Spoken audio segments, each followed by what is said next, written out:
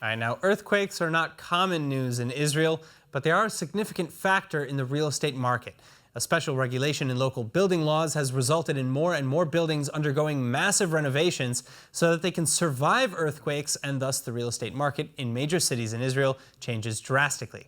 Eyal Katz, owner, founder of Skyview Real Estate Tel Aviv, joins us to explain the law that put the local market on the spin. Now, I have to ask you, what exactly does this law say?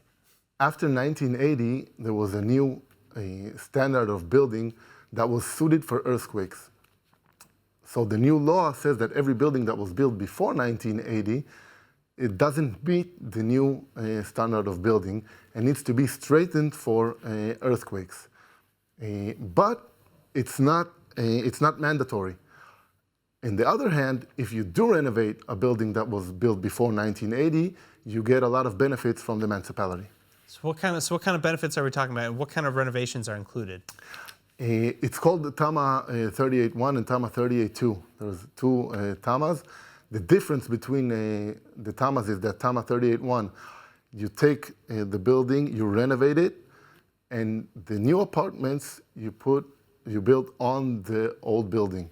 In Tama 38.2, you demolish the building and you build everything from scratch. That's the major difference between them. And then, so how many buildings have been renovated since 1980 then? It's a tricky question because every year it's a different number, but it's around 5,000 new apartments every year.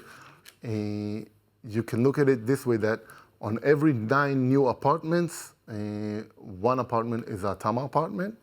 And I can tell you this, that the municipality are doing everything to reduce that number. They don't like the Tama. So why don't they like the Tama?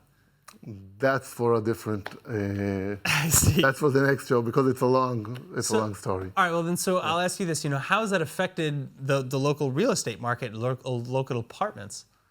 Well, prices increase, of course, if you know that your building is going to have the Tama or a sign for Tama, but I can tell you it's not an easy process, and it takes years and years to sign all the tenants in the building and to get a building permission. So who's really benefiting from this? Because I think ultimately people want, the residents who are living in these apartments to feel safe and benefit from the fact that they're in an earthquake-proof building. But it sounds like they maybe they're not the biggest winners.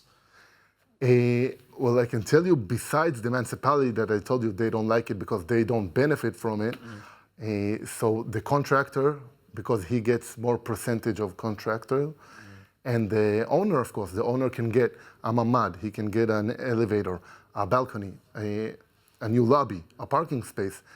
And let's not forget that now his apartment is safe from earthquakes. All right, well, it sounds like there's a lot of work to be done in this group of benefits, and a lot of people who can maybe benefit from it. Eyal, thank you so much for joining us. Thank you very much.